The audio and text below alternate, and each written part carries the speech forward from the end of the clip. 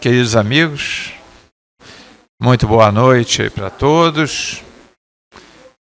É um prazer estarmos aqui novamente juntos, mais uma vez para refletirmos um pouquinho, sobre os ensinamentos de Jesus, Hoje contamos aí com a nossa querida amiga Eni Sattler, nossa amiga de Petrópolis, que vem lá de Petrópolis para nos brindar aqui com o estudo dela, sempre muito gostoso.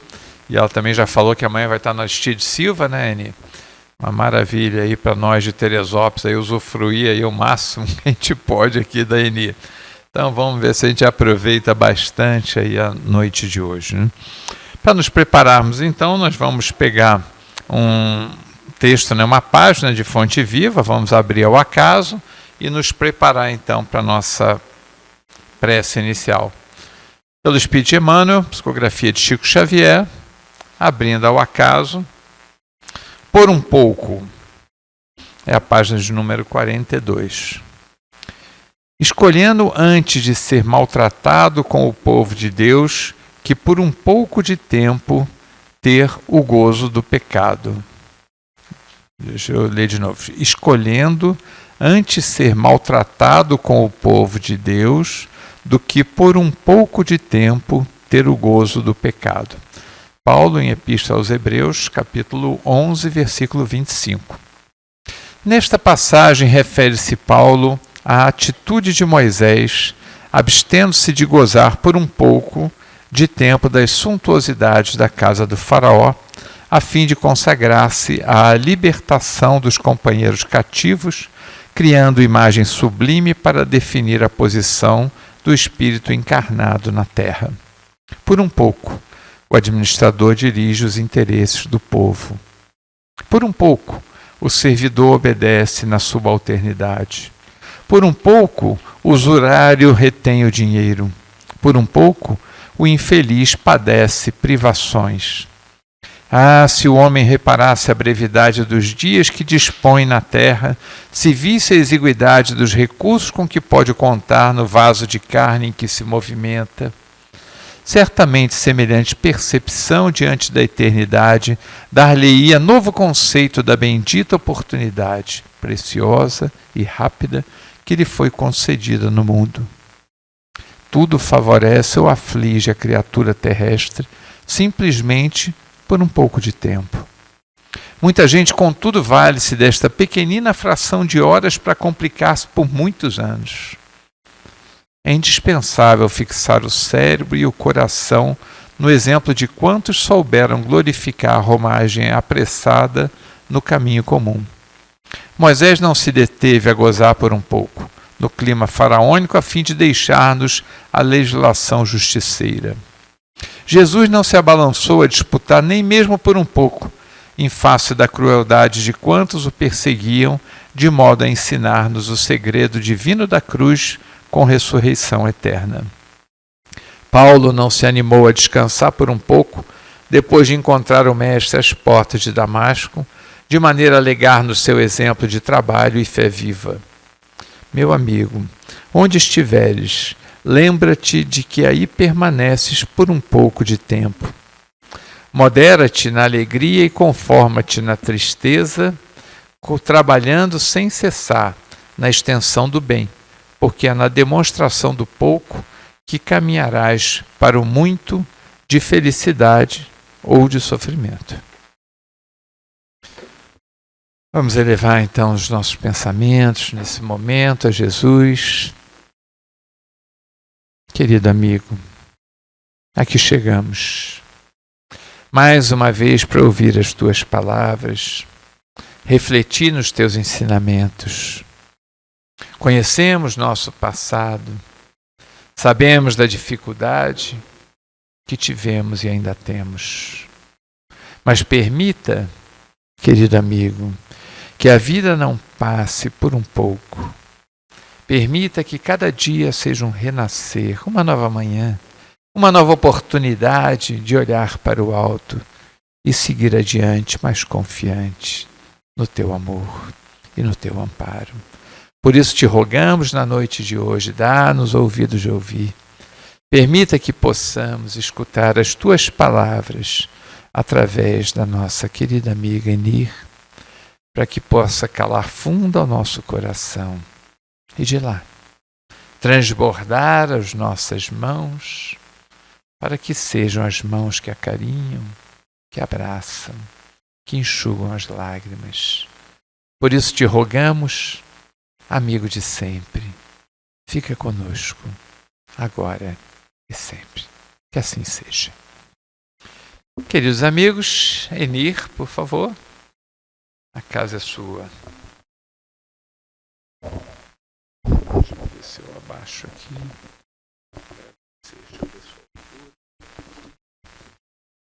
Tá bom? Tá bom. Tá bom.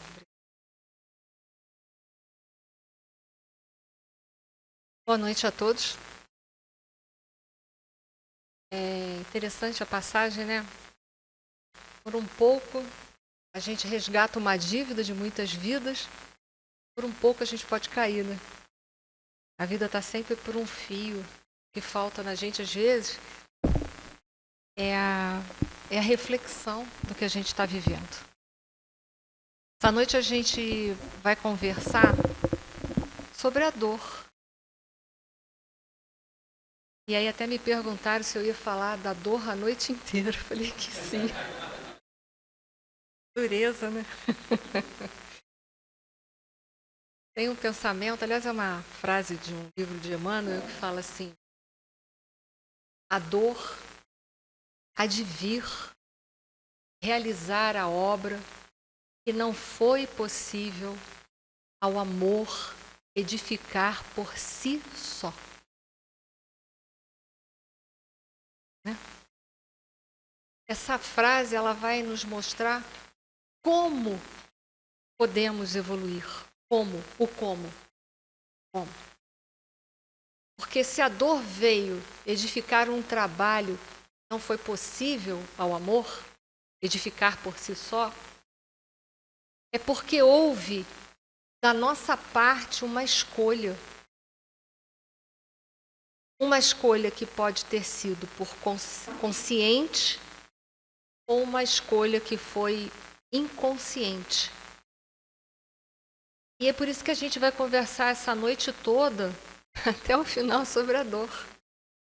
Para a gente poder tomar um pouco de posse de si mesmo, para fazer as escolhas na nossa vida, que são tão difíceis às vezes. Por um pouco eu acerto, por um pouco eu caio. Mas se a gente reflete, fica mais fácil a gente usar o refletir, esse processo chamado refletir, que essa sociedade, né, pós-moderna, ela não permite a gente, que é tudo tão corrido, já de propósito, para não oferecer muito tempo para refletir. Porque quem muito reflete, quem muito pensa, nem sempre aceita tudo que vem. Pode querer questionar e modificar. No que tange a uma administração pública, então, é tão complexo governar um povo instruído, é muito mais fácil governar um povo que se arrasta, está mesclado à massa, que vai junto, né, com todos. Então, é tempo de reflexão. Nós que falamos tanto de um mundo de regeneração. O mundo de regeneração não é um pó de pirlim-pim-pim. Não é assim, a gente vai dormir hoje, amanhã de manhã acorda, abre a janela do quarto e fala: hoje é mundo de regeneração, nem me avisaram. Né? Não é isso o mundo de regeneração. Porque Kardec, lá no capítulo 3 do Evangelho segundo o Espiritismo, intitulado Há Muitas Moradas na Casa de Meu Pai, ele diz que o planeta ele sobe de categoria, né, na proporção ou na grandeza da evolução dos seus habitantes. Então somos nós que vamos alavancar esse planeta. Ou não, ou deixar ele porque não quis trabalhar para alavancar. Então é hora da gente se despertar um pouco para isso. Esse tema, a dor, ele foi tratado por nosso Senhor Jesus Cristo num dos seus sermões mais importantes, que é o Sermão do Monte. Só de pensar em monte, já penso num lugar mais elevado, não é? Se é monte, é uma elevação. Teresópolis, Petrópolis, né? Aqui. Mas é só geográfico isso, né, que você está me falando, né? Eu entendi. Então, assim, é porque a gente precisa, né? Então, assim, a gente pensa num trabalho que a gente precisa executar. Porque quando eu penso no monte, eu já penso num lugar mais elevado, né? Olha só, minha cabeça estava aqui e foi para lá, para olhar o monte. Então, a gente pensa numa evolução vertical. Não essa evolução na horizontal que a gente ainda está correndo tanto atrás do que comer e do que vestir. E as aves do céu estão aí. Né? Não, é pensar nessa evolução vertical. E o que será que essa evolução vertical quer dizer? É verticalizar as nossas emoções que estão muito na horizontalidade da vida. Até por essa própria correria do que comer, do que vestir. Então a gente tem que se esforçar mais para verticalizar as emoções da nossa vida. Então, é um convite inicial. No Sermão do Monte, a gente vai ver que Mateus disse que Jesus subia. Já em Lucas diz que descia. E aí? E aí que a gente faz o seguinte, para a gente ser prático, que não adianta ficar discutindo, que a gente estava lá, a gente não lembra, bem provável. Mas, para a gente não discutir, vamos tirar um ensinamento disso que é mais prático, que é o que a gente precisa. Porque são discussões improdutivas. Subia ou descia, aí começa as brigas. Né? Então, vamos ser práticos. Se em Mateus estava falando para a gente subir, vamos pensar no simbolismo. Aquele que sobe, se ele entende como espírita da lei do progresso, ele entende que ele tem que ajudar aquele que está na retaguarda. Então sobe, mas não esquece daqueles que está lá na baixada, está lá embaixo ainda. E talvez nem percebeu ainda que existe um monte de coisas melhores, né? Existe uma esperança, existe uma outra realidade, uma outra verdade de vida. Então é obrigação daquele que sobe, de alguma maneira, ele auxiliar o que está na baixada. Mas quando o Lucas dizia que desce, é para a gente não esquecer que quando a gente desce, que a gente não deve decair. Se você precisar descer, que não seja para você chafurdar o seu pé na lama. Desça, mas desça permanecendo firme nos princípios. Difícil, né? É difícil. Então são ensinamentos, são reflexões que nós vamos pensando. Então Jesus falou sobre a dor no Sermão da Montanha, na abertura do Sermão da Montanha. E Jesus abre com as bem-aventuranças. E a palavra bem-aventurança é uma palavra em hebraico que significa em marcha, avante. E aí a gente faz outra reflexão. Avante, estou caminhando, estou em marcha, estou em serviço, estou operante, estou na atividade. Mas qual é o sentido? Qual é a direção que eu estou dando para a minha vida? Se eu estou em movimento, mas em que direção eu estou empenhando a minha energia de vida? É na direção dos valores que a traça e o ferrugem não corrompe? Ou será que eu estou valorizando muito mais aquilo que a traça e o ferrugem corrompe? Eu não posso responder isso para vocês. Eu só posso responder isso para a minha vida. Para o meu particular. Mas é uma reflexão que a gente precisa fazer. Se eu estou nesse movimento de vida, para onde eu estou indo? Olha aí a reflexão, que a gente não pode ir sem refletir. É necessário uma reflexão. Então Jesus disse lá, bem-aventurados, já me perdi aqui, mas bem-aventurados os que choram, porque serão consolados. Em cima disso a gente vai falar sobre os que choram, sobre os que são consolados, sobre os que são bem-aventurados. Mas o que a gente vê mesmo nesse título é que toda ação tem uma reação. Se eu choro, eu vou ser bem-aventurado. Eu vou ser consolada, desculpa.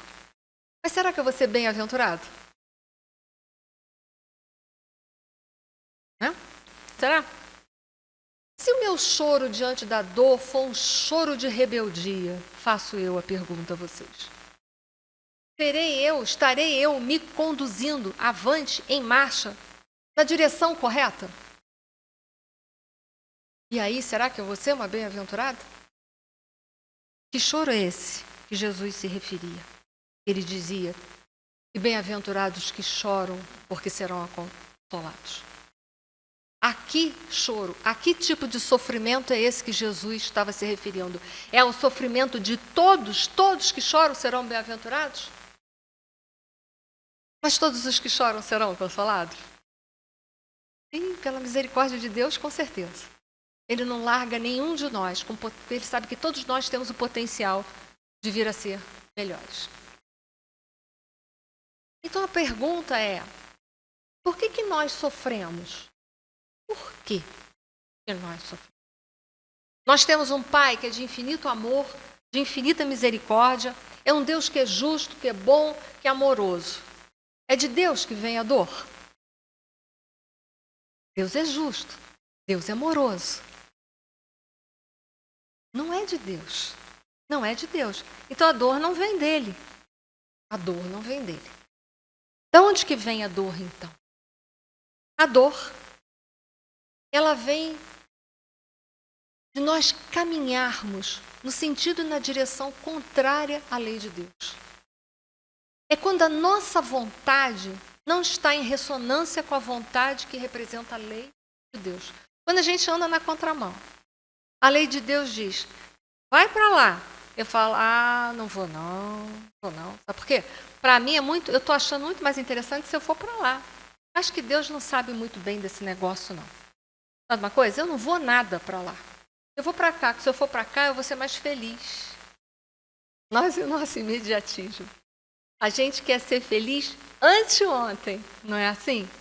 Quando a gente está com dor, que a gente quer se livrar da dor, quando? Ontem, de preferência. Porque hoje a gente já não está mais aguentando, né? Então eu estou sentindo dor agora, eu quero me libertar dela ontem, de preferência. Então, a dor, por que sofremos? Sofremos porque andamos na contramão das leis de Deus. Toda vez que assim fazemos, nós nos distanciamos do amor, da bondade, da justiça, do manancial. Olha que interessante. Nos distanciamos do manancial. Lembra da parábola do filho pródigo? O que ele fez? Olha só, Deus. Ele não falou Deus, né? O pai dele, o pai, me dá tudo aí que é meu, que eu quero cair na vida. E caiu, não caiu? Depois que sofreu bastante, o que ele começou a pensar? A dor veio, sensibilizou ele, já que o convite do amor, ele não aceitou o convite do amor. Aí ele começou a ver que na casa do pai dele, ele teria muito mais fartura, que na vida que ele havia escolhido, a utilização errada ou mal empregada do livre-arbítrio, fez dele escravo das próprias escolhas dele. Jogou ele não para uma vida farta e de felicidade, mas uma vida plena de misérias, de opressão. E aí a gente olha para o nosso mundo, há misérias e há dor. Por quê? Pelas nossas escolhas. Muito bem. Essa passagem, bem-aventurados os que choram, que serão consolados, ela foi tratada também no Evangelho segundo o Espiritismo. Olha que interessante. Alguém sabe o capítulo? 5. Foi isso? 5. A gente estuda tanto que grava, né? Não é porque a gente é bom nisso. É que a gente tem que ler tanto para ver se aprende. Eu falo por mim, não falo pelos outros oradores. A gente tem que ler tanto para ver se põe em prática que a gente grava. O evangelho fica até furado, às vezes, na página, tem que trocar o evangelho. Lá vai falar sobre as causas das nossas aflições. E há duas que o evangelho apresenta para a gente. Não sei se vocês lembram. Eles falam que há as causas das dores passadas e a causa das dores atuais. O triste foi o dia que, depois de tanto eu ler esse capítulo, que não foi pouco, eu ter descoberto que as causas atuais são muito maiores e são as que mais me promovem dor. A gente pensa assim, mas eu estou sofrendo assim, é por vida passada, né? Eu estou sofrendo assim porque é de outras vidas. E aí a minha triste decepção, porque eu fui lá ver quais eram as causas atuais das aflições. Eu fui ver qual era. Eu só peguei 3, que para mim foi o suficiente. Lá vai a primeira, imprevidência. Quando a gente não faz reflexão, a gente é imprevidente, né? Muito. Aí a outra, então, eu fiquei mais desesperada ainda. Estava lá assim, orgulho. E, por fim, a ambição, que é fruto dos nossos desejos mal direcionados.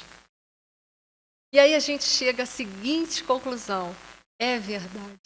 A causa pela qual eu estou sofrendo hoje é muito mais pela atual do que a passada. E aí a gente vai aprofundando. Por quê?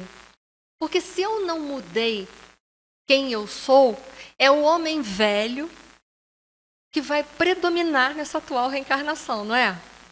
E aí o que eu vou fazer? Eu vou somar aquilo tudo que eu já trouxe, com comportamento repetitivo de agora, eu vou ter X de passado e vou fazer Y do atual. Vou potencializar os meus erros. E foi uma decepção ter descoberto. Eu pensei, é tão bom a gente falar, porque foi na vida passada, quando a gente era espírito de porco. Né? Mas é descobrir que a coisa está difícil para o nosso lado. Né? E aí, o que a gente tem que fazer? O que a gente tem que fazer quando a gente descobre que é da causa atual? Vocês fazem ideia? Não? Então faz o seguinte, isso é uma pergunta que eu tenho que responder até o final, tá bom? Se eu não responder, vocês vão levantar, Enir, você não me respondeu. Tá combinado assim? Então vamos lá. Para completar a busca da questão da dor na nossa vida, eu fui até as obras de André Luiz, num livro intitulado Ação e Reação. Né? É a lei que governa os nossos comportamentos. Comportamentos por pensamento, palavras e obras. Isso é que é triste. Então, até quando a gente está só pensando que ninguém sabe, mas Deus sabe. Porque Deus está dentro de nós. Está fora de nós? Tá. Ele é onipresente. Tem até um koan, né, que fala assim, que um mestre estava no mosteiro, levantou e perguntou para os outros assim, eu dou uma moeda para quem me disser onde Deus reside. Levantou o outro mestre e falou assim, eu dou 2 moedas para quem me disser onde Deus não reside. Né? Então, lá no livro Ação e Reação, André Luiz vai explicar para nós que existem 3 tipos de dor na nossa vida. Uma é a dor-evolução. Que dor é essa? A dor-evolução, ele diz que é aquela que atua de fora, aqui de fora, para dentro, aprimorando o ser, sem o qual não existiria progresso. Por exemplo, a dor de fora que age no meu mundo interior. Um dia eu já fui muito jovem, mas agora nem tanto. O que eu perdi? Eu perdi juventude e vou perdendo pouco a pouco funcionalidade e beleza. Faz parte da vida. É a matéria perecível que vai desgastando. Aqui tudo é passageiro, aqui tudo é transitório.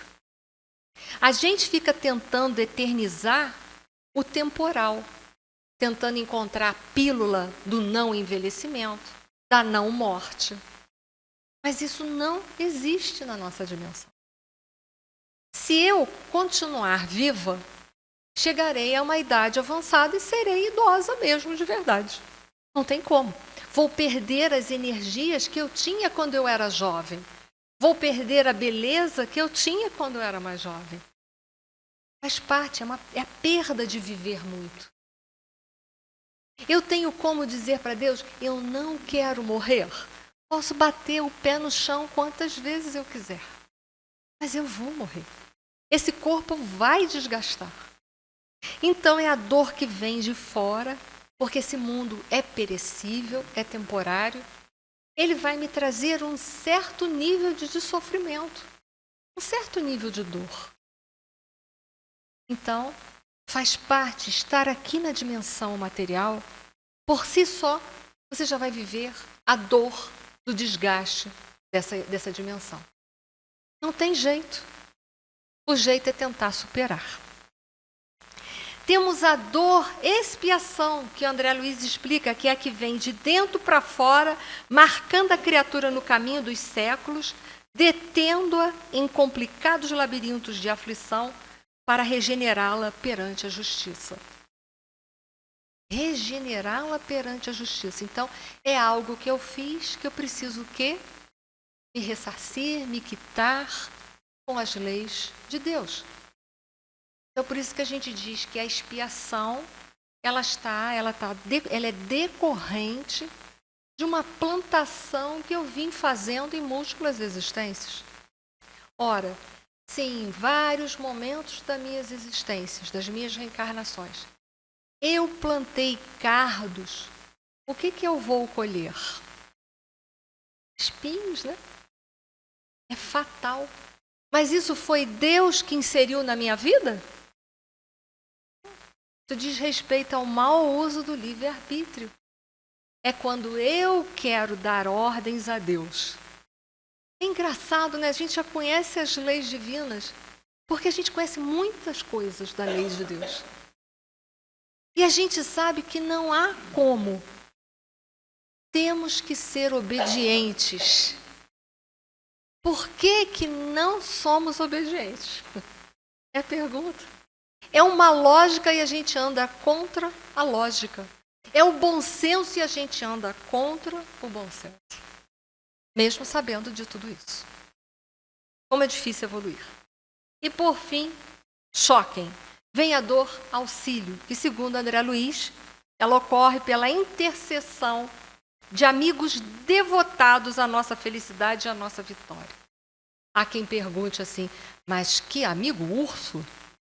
Pois que vai pedir que venha uma dor na minha vida?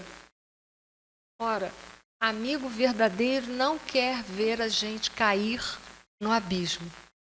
Aqui é os que são pais. Se vocês estão vendo que o filho de vocês vai cair no abismo, vocês vão fazer assim, vai mesmo, filho, vai andando. Ou vocês vão lá, nem que for amarra, fala, não vai não que você vai cair, menino. Não é? Então, aquele que ama, ele põe o limite. Aquele que ama, alerta.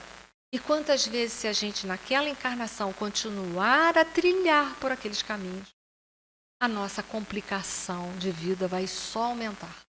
E aí os amigos espirituais falam assim, manda lá uma dorzinha para Enir, manda ela ficar acamada uns 2, 3 anos lá, para ver se ela toma jeito.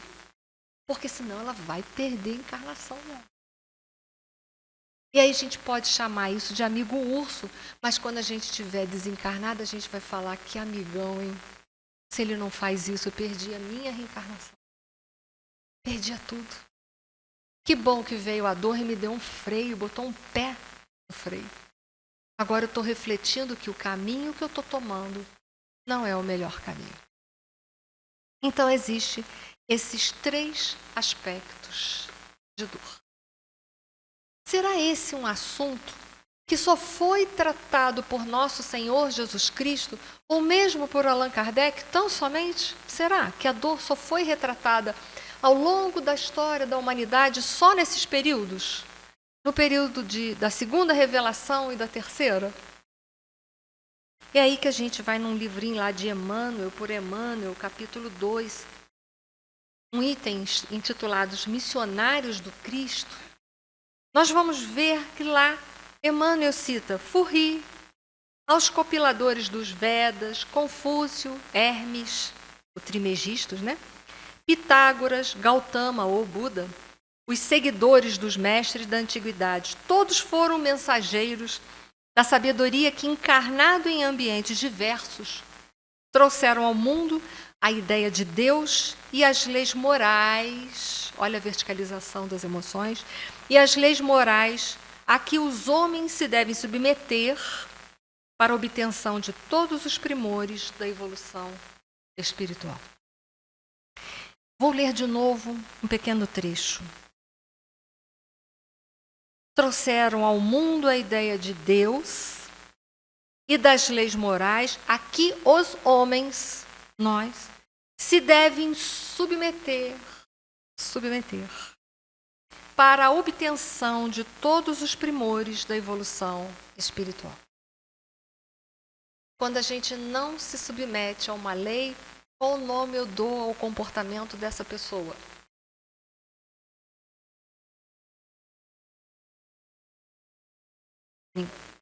Fora da lei, rebelde, insubordinado, insubmisso.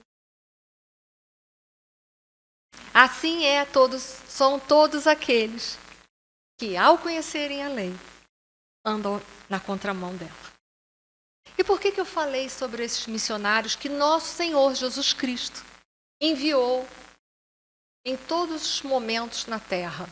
Vale lembrar, para quem não sabe, nosso Senhor Jesus Cristo é um dos governadores do planeta Terra. Aonde foi dito isso? É importante falar.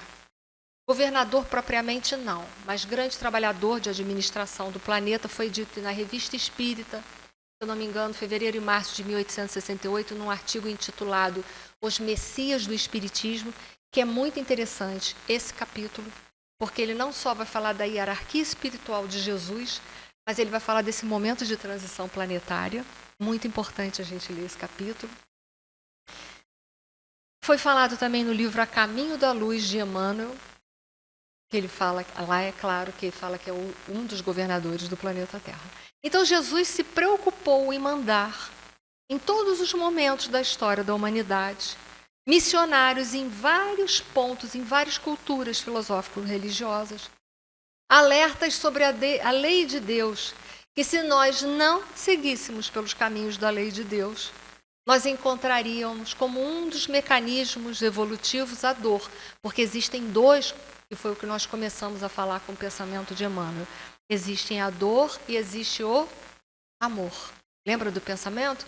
A dor há de vir realizar a obra que não foi possível, ao amor edificar por si só.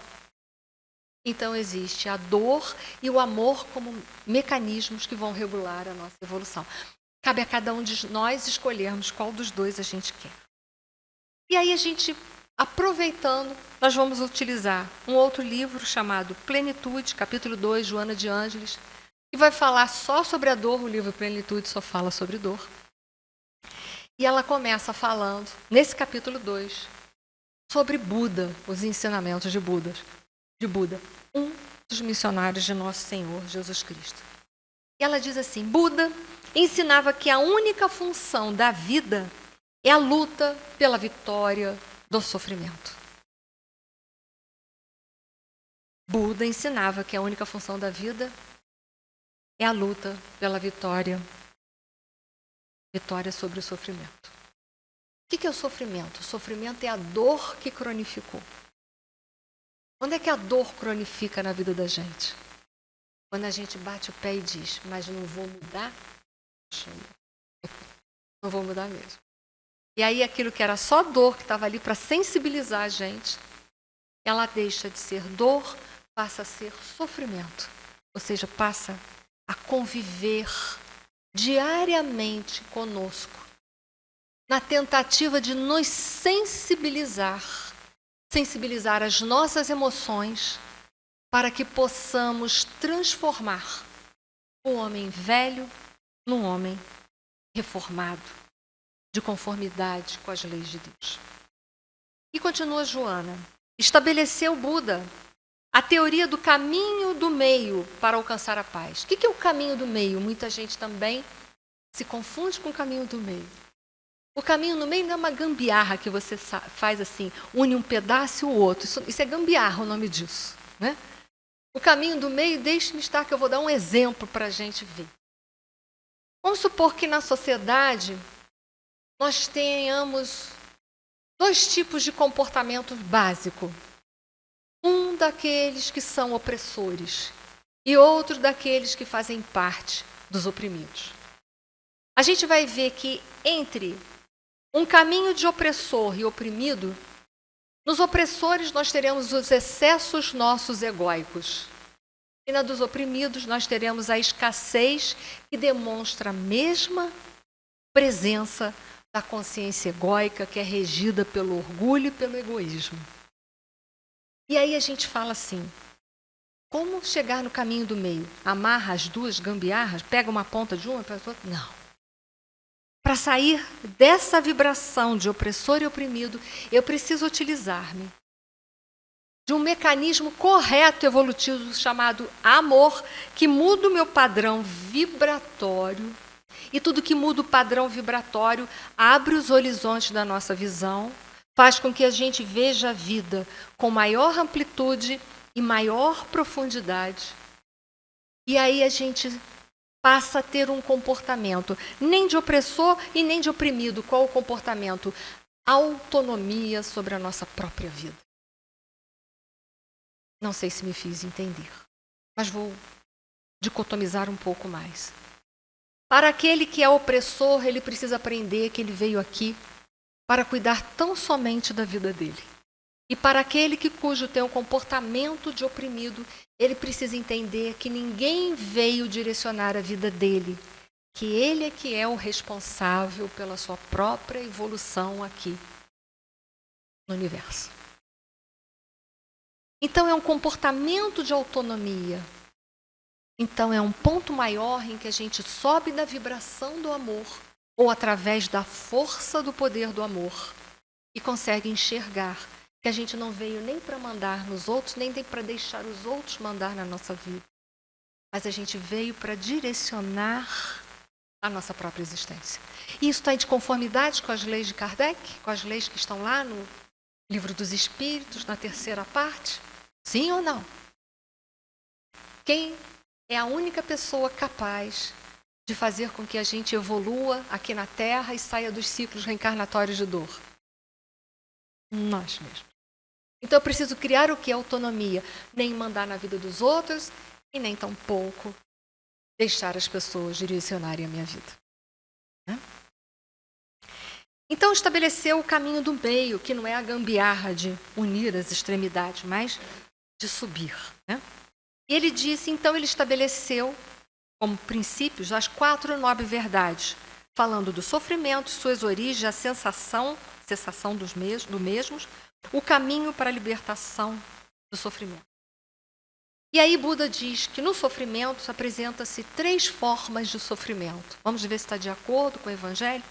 Primeiro, o sofrimento do sofrimento, o sofrimento da impermanência e o sofrimento resultante dos condicionamentos. O que é o sofrimento do sofrimento? Vocês sabem? Não? Vou ler da Joana e a gente vai conversar. Ela coloca assim. Multiplicaram-se, lamentavelmente, porém, os distúrbios existenciais, comportamentais, na área psicológica, nascendo a chamada geração neurótica perdido no mare magnum, das vítimas do sexo em desalinho, das drogas alucinantes, da violência, da agressividade urbanas, do cinismo desafiador. Os avanços tecnológicos não bloquearam os corredores do desespero. A cultura hedonista, todos sabem do que eu estou falando, que quem não souber, não tenha vergonha de dizer que não sabe o que é hedonismo, para que eu explique, que ninguém é obrigado a saber. Não? Hedonismo é uma filosofia que apregoa a busca do prazer pelas coisas materiais. Você só tem como encontrar a felicidade através dos prazeres da matéria. Não tem outro caminho, a felicidade. Então ela fala, a cultura hedonista fria em relação aos valores morais e as guerras continuam contínuas fomentaram o medo, a insatisfação, o desespero, as fugas emocionais. O que é o sofrimento do sofrimento? É quando a gente ainda permanece estacionário nesse próprio homem velho, que busca a felicidade através da fuga do sexo, das drogas, da vida material, como ela coloca. É quando a gente já está sofrido e aumenta ainda mais o nosso potencial de sofrimento. Vamos dar um exemplo prático? É quando a gente coloca a nossa felicidade em algo ou em alguém. Quando aquele alguém vai embora, o que acontece com a nossa felicidade? Vai junto. Quando a gente coloca a felicidade em alguma coisa e aquela coisa deixa de fazer parte da nossa vida, o que acontece com a felicidade? Ela vai embora. E é assim que a gente faz todo dia, a gente bota a nossa felicidade na busca desenfreada do saciar-se da vida material. Sendo que a vida material pode nos saciar plenamente? Eis a pergunta. Se aqui tudo é transitório, como eu posso querer eternizar algo que é, por si só, transitório? O sofrimento da impermanência, que a gente já colocou aqui, que é muito amarrado naquilo que está lá atrás. Né? Eu posso querer ser jovem a vida inteira? Só se eu morrer na juventude. Não, só tem essa opção. Né? Eu posso querer não morrer? É uma fatalidade a morte.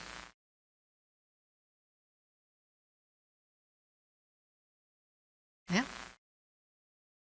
O que eu faço, então, se eu não posso me libertar da morte? Vocês têm ideia? Não? Nós morremos? Não.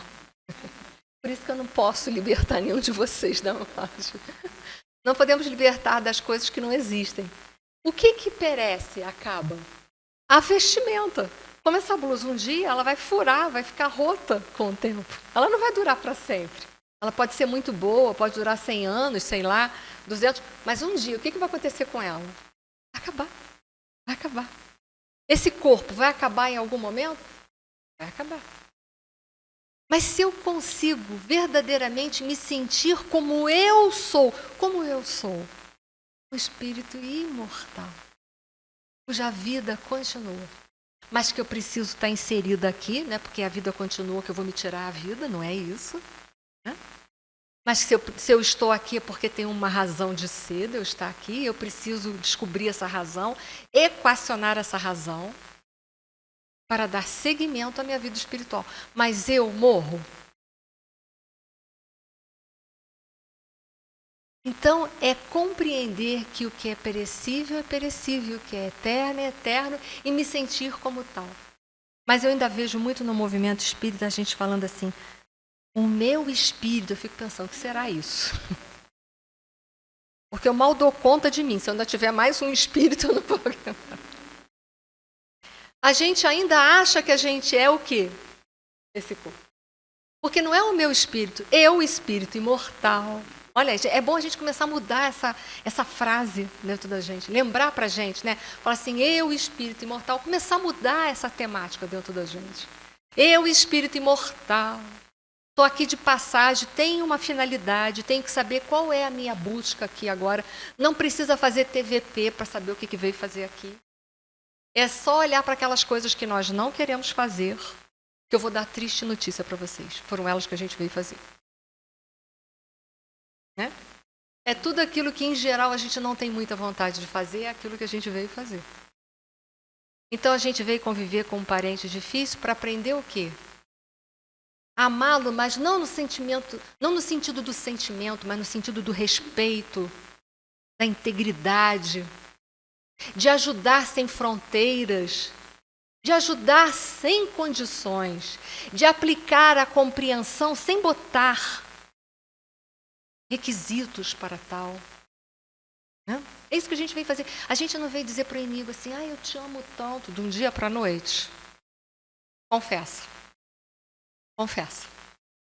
Mas eu posso respeitar ao meu inimigo? Posso e devo. Se eu não posso, eu devo me lembrar que eu devo. Eu posso ajudar o meu inimigo? Posso. E se eu não me lembrar disso, eu tenho que me lembrar que eu devo. Inimigo hoje, mas na eternidade um eterno irmão.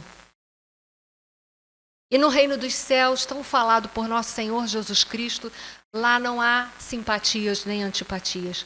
Só impera uma lei. Qual é? A lei do amor. Então, o que nós não quisermos aprender hoje, temos a total liberdade de não fazer. Mas fatalmente um dia faremos. Não há como não amar. Não há como. A lei de Deus é amor. Quando a gente insiste em antipatizar e andar contra a maré, é aí que a gente cronifica uma coisa chamada dor e converte ela em sofrimento. Mas entenda, amar o inimigo não é falar assim, I love you. Amar o inimigo é respeitá-lo, é ser íntegro, justo com ele. Porque o sentimento vem com o tempo. O sentimento vem com o tempo. Tem uma parábola de nosso Senhor Jesus Cristo que exemplifica isso muito bem. É a parábola do bom samaritano. Ele desce do animal, ou seja, ele para, vê o ferido na beira da estrada, o que está em dor, que pode ser qualquer um de nós a qualquer momento, porque esse ferido não estava vestido, estava nu. Pode ser qualquer um de nós, em qualquer momento. Ele para. Quando ele para, o que ele faz? Ele dá uma parada na vida dele. Dá um tempo. E se dedica àquele que está caído. Para depois de socorrê-lo, seguir avante. Amar requer tempo. Essa parábola ensina isso também, dentre tantas coisas. Amar requer tempo. Nós não vamos dizer I love you para um inimigo só porque nós já conhecemos o Espiritismo. Mas nós vamos dizer assim, eu tenho o dever de respeitar. Eu tenho o dever de ser justo com essa pessoa. Eu tenho o dever de ampará-lo sempre. Se eu não posso me lembrar que eu posso isso naturalmente, eu tenho que me lembrar que eu tenho o dever de fazê-lo. Amor requer tempo. Requer muito tempo.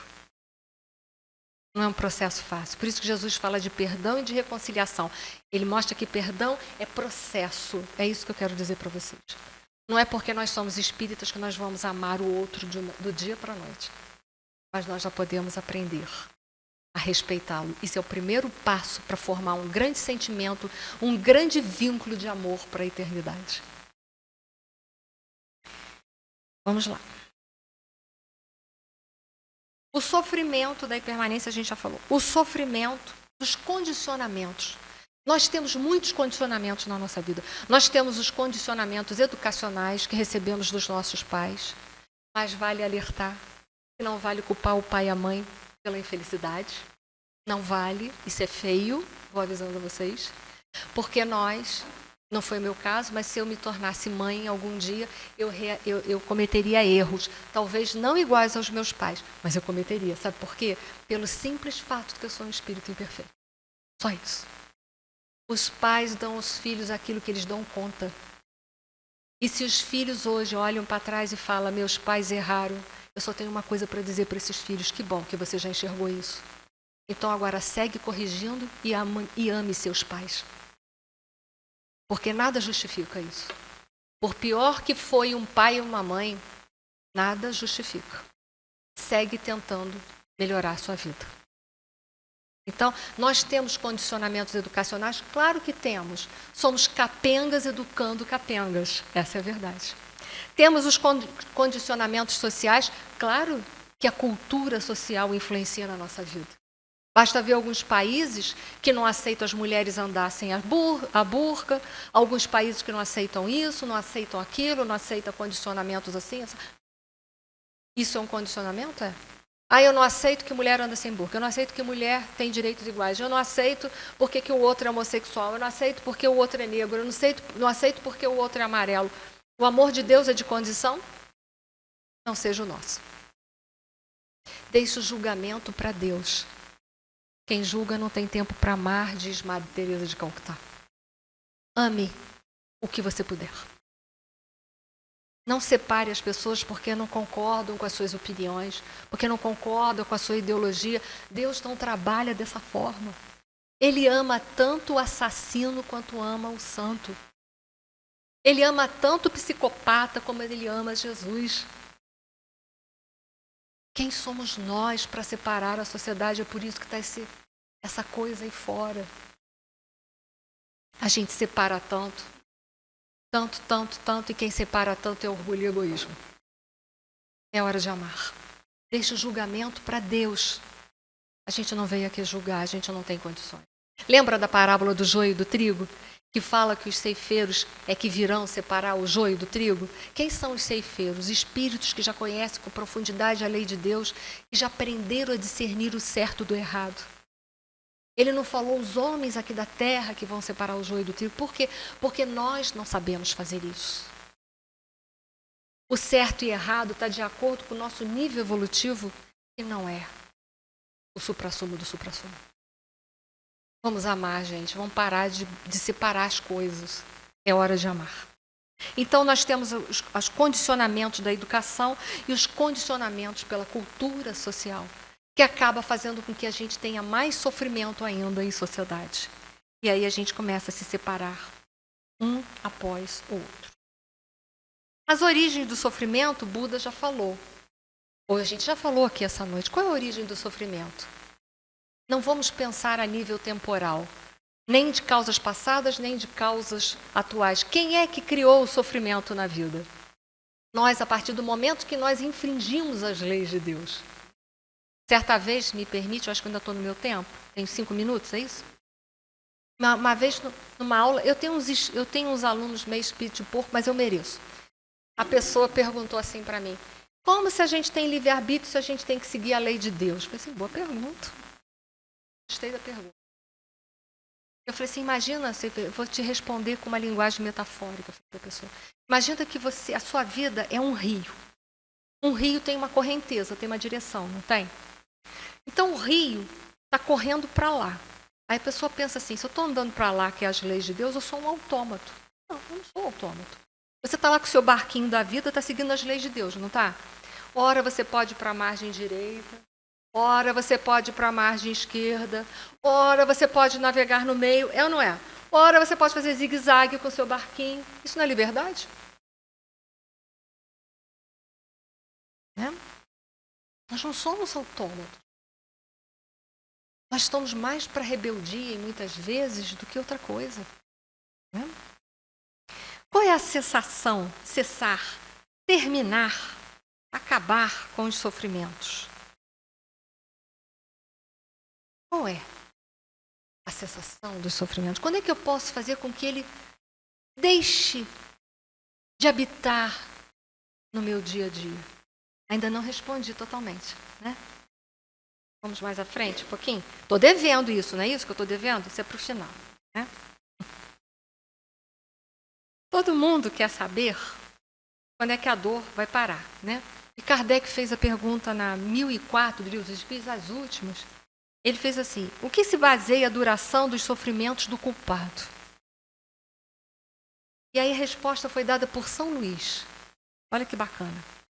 São Luís responde assim, no tempo necessário a que se melhore. Nossa, mãe, que dureza, né? Então é o tempo e vai durar na minha vida até o dia que eu falo assim, agora eu quero melhorar. E ele continua. Sendo o estado de sofrimento ou de felicidade proporcionado ao grau de purificação do espírito, a duração e a natureza de seus sofrimentos depende do tempo que ele gaste em melhorar-se. À medida que progride e que os sentimentos se lhe depuram, olha esse sentimento, a gente não tinha que verticalizar o sofrimento? Não foi o convite de Jesus no Sermão da Montanha? Então eu vou ler de novo. À medida que progride e que os sentimentos se lhe depuram, é preciso que o sentimento depure, seus sofrimentos diminuem e mudam de natureza. Então a gente vai mudando a natureza do nosso sofrimento. A gente já não vai sofrendo, por exemplo, pela impermanência. Por exemplo, porque eu vou compreendendo que eu sou espírito imortal. Esse corpo fica, mas eu vou continuar. Poder dar continuidade a todos os meus anseios. Vocês têm planejamento para o pós-morte? Estou perguntando sério agora. Não. eu já fico pensando o que eu vou fazer quando chegar do lado de lá. É sério mesmo. Eu penso assim, para mim vale tudo, até varrer um chão do posto lá do Umbral Grosso, estou valendo. Eu me candidato a qualquer serviço. Porque é importante você estar nativa, você poder chegar do outro lado e poder varrer o pátio de um posto de socorro no Umbral Grosso, está na vantagem. Porque você não chegou na condição de quem está precisando de auxílio. Qualquer coisa serve. Claro que eu tenho os meus objetivos aqui dentro, que eu tenho, claro, eu quero fazer isso, quero estudar aquilo, eu tenho as minhas curiosidades, mas eu penso assim, tudo vale. A gente tem que comer, a gente não faz planejamento para a vida material. Ah, final do ano eu vou viajar, não sei para quando. Por que a gente não faz planejamento para morrer? Você sabe o dia que você vai morrer? Eu não vim com etiqueta, só se vocês vieram. Eu vim com problema. Eu não vim com uma etiqueta dizendo assim, prazo de validade. Termina no dia tal, do mês tal, do ano tal, na hora tal. Eu não sei, eu posso morrer daqui a pouco. E aí, se eu não tenho nada? Chego lá assim, e o que você quer fazer? Nem sei, nem sabia, morri. Tem que já ter alguma coisa. Olha, tem que pensar na morte. A morte faz parte. Por que a gente anda sempre de costas para a morte? A gente tem que andar de frente para ela. Ela é fatal na nossa vida. Nascer e morrer é fatal. Nasceu, morre. Muito bem. Para finalizar, não, a gente vai. O que eu faço com a dor na minha vida? A gente já viu que tem que melhorar, né? Vou contar uma história para vocês, que eu adoro histórias. As histórias ficam, né? E aí, se a gente não deu conta agora, a gente pode dar conta depois. Nem tudo a gente dá conta na hora. É assim com vocês, é assim comigo, é assim com todo mundo. Esse é um koan também. Diz que um mestre, ele viu que tinha um discípulo dele que estava muito triste. Estava lá no cantinho, estava numa tristeza profunda. Ele sentiu, olha a empatia, a tristeza do seu discípulo. E aí, como mestre, ele chegou perto do rapaz e falou assim, meu filho, pega um punhado desse sal que está aí no saco e põe dentro desse copo com água. O rapaz foi lá, pegou uma mão de sal, jogou dentro de um copo com água. E o mestre falou assim, meu filho, agora bebe um pouquinho dessa água. Ele bebeu. Quando acabou de beber, o mestre perguntou, meu filho, como te parece a água? E o rapaz, triste, respondeu, extremamente salgado, horrível. Ah, muito bem, meu filho. Pega outra mão de sal igual a essa e vem comigo. E aí o rapaz foi. E eles foram adentrando um lago muito límpido. Quando estava lá no meio do lago, o mestre falou assim, meu filho, joga esse sal nessa água. Aí ele jogou o sal. Quando ele acabou de jogar, ele pediu para que o menino lavasse a mão. Agora pega uma mãozada dessa água e bebe. Ele pegou e bebeu. Meu filho, como te parece essa água? Ele falou assim, fresca, deliciosa. Ele falou assim, o mestre perguntou, não está salgada? Ele falou, nem um pouco. Aí o mestre respondeu assim para ele, meu filho, a dor na vida de uma pessoa, ela não muda. Mas o sabor da dor depende de onde nós a colocamos. Quando você sentir dor, a única coisa que você deve fazer é aumentar o sentido de tudo que está à sua volta. É dar mais valor ao que você tem do que ao que você perdeu. Em outras palavras, meu filho, é deixar de ser copo, é se tornar lago. Então, essa é a mensagem para todos nós essa noite. Estou no mesmo barco que vocês, buscando entender, viver, sentir a minha eternidade, porque somos espíritos caminhando. Ora erramos, ora acertamos. Nós temos que fazer. Cada vez que errarmos, levantarmos, aceitarmos, dar um novo significado à nossa vida, que chama-se resignação, para que a dor que veio visitar, que ainda foi necessário esse processo, ela possa se converter em experiência. É para isso que está a dor. Se transformar em experiência na nossa vida. Porque, como diz Joana, a dor que não se converte em experiência vira masoquismo. E nós não merecemos isso. Nós somos filhos de Deus, filhos da luz. Nós fomos criados para a abundância, para o amor, para a prosperidade. Se nós estamos nessa condição de não prosperidade, de desamor e de infelicidade, nós só temos que buscar dentro de nós essas causas e mudar tudo dentro da nossa vida. E o bom é saber que essa mudança depende de cada um de nós, que não está na mão de ninguém resolver a minha vida, mas sim em mim. Porque se estivesse na mão de alguém, alguém poderia dizer assim, não estou afim, hoje não, amanhã eu faço. Mas se está nas minhas mãos, eu posso mudar toda a minha vida. É hora da gente despertar para as leis de Deus. Refletir sobre a sociedade, sobre tantas meias-verdades que permeiam as redes sociais. E prestar atenção naquilo que o nosso modelo e guia, que é nosso Senhor Jesus Cristo, que é o único modelo e guia que nós devemos seguir. Mais nenhum, que o resto são todos humanos de pés, são ídolos de pés de barro que quebram, que são frágeis como nós. Se nós queremos criar ídolos, crie Jesus na sua vida. E siga os seus ensinamentos, que nós encontraremos a paz e a felicidade e sairemos dos ciclos reencarnatórios de dor. Muito obrigada, uma boa noite para todos.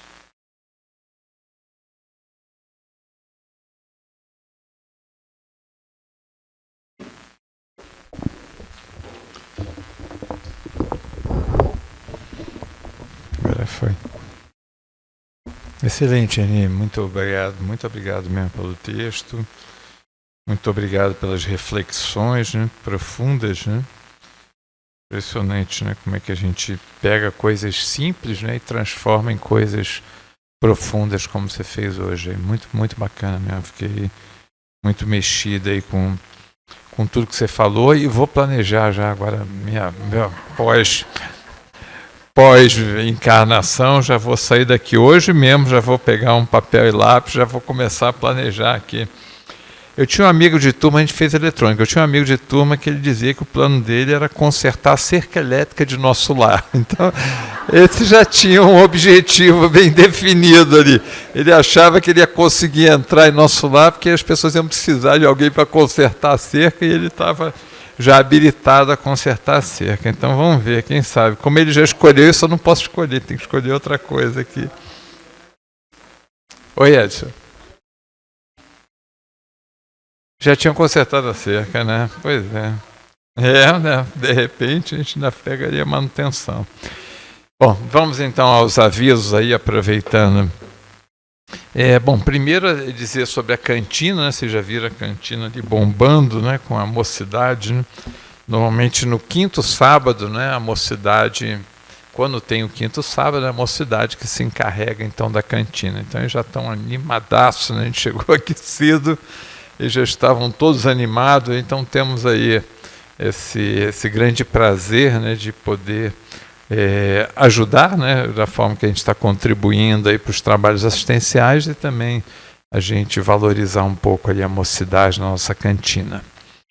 Temos um curso de passe, né, a gente tem anunciado aqui, né, o nosso curso de passe, lembrando que já no sábado que vem, né, no dia 6 de maio, são 2 dias, né, no dia 6 de maio, 2 sábados, 6 de maio e 13 de maio, né, de 15 às 17h30. Lembrando também que nós temos inscrições prévias, né? Então, aqueles que estiverem interessados em colaborar, em trabalhar e fazer o curso de passe, por favor, deem um nome ali na secretaria que a gente inscreve, né? 6 de maio, portanto, e 13 de maio. Nós temos um outro evento, nós vamos fazer um cine debate, né? É um evento que nós vamos fazer num domingo, né, no dia 21 de maio, às 17 horas. E é um evento, né, a inscrição é gratuita, né, para os trabalhadores da casa. E a gente sempre fica brincando para os trabalhadores atuais e futuros. Então, aqueles que desejarem ingressar aqui na casa, né, e na condição de trabalhador, nós vamos fazer esse evento. Esse evento nós vamos pegar parte de um vídeo, né, por isso que ele é o Cine Debate. Vamos pegar uma parte de um vídeo e vamos assistir juntos aqui. E depois, então, vamos fazer um debate sobre esse vídeo, né? E o tema nosso do debate, se eu pegar aqui certinho, tá. Em Busca de Shangri-La. Então, um filme Em Busca de Shangri-La.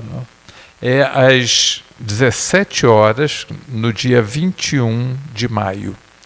Então, no dia 21, no domingo, dia 21, nós temos, então, esse convite para vocês, trabalhadores, da gente vir aqui assistir um filme, depois a gente para para um café aqui no Kardec Café e depois a gente volta para o debate Em Busca de Shangri-La. Não percam, vocês vão adorar.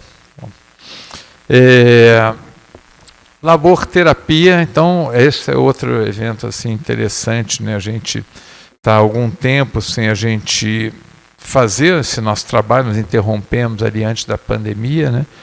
E estamos de volta. Labor Terapia, toda segunda-feira, a partir das 14h30, né? Vamos juntos produzir os enxovais de bebê para os projetos sociais da Ceceda, né? E outros também. Segunda, feriado, vai ter o que exatamente? Ah, tá. Do Labor Terapia. Ah, tá bom. Essa é uma pergunta de $1 milhão ali. Não tenho a menor ideia. Alguém tem ideia se vai ter aqui?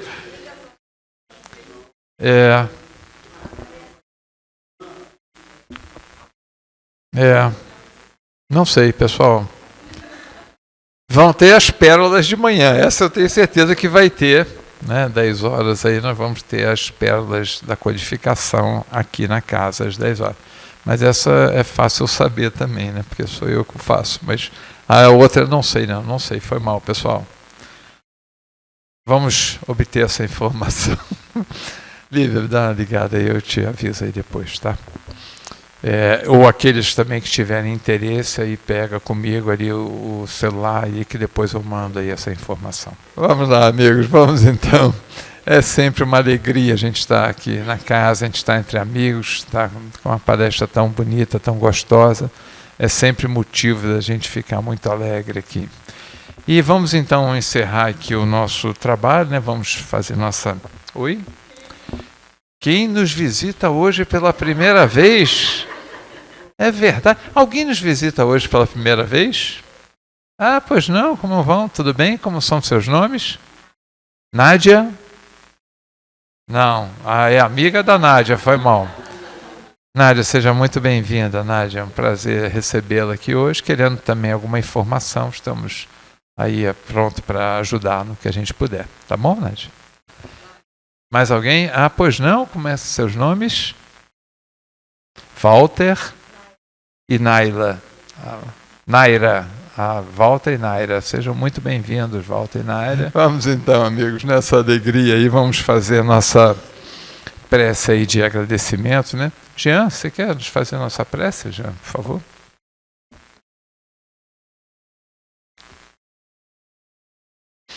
Vamos acompanhar então nessa prece de agradecimento, lembrando que logo após então nós vamos dar início ao trabalho de passe. Aqueles que desejarem tomar o passe, por favor, aguardem que nós chamaremos. Muito boa noite. Mestre amado Jesus, ao pós, Senhor, bebermos dos ensinamentos dessa noite, das reflexões que nos tocam o coração.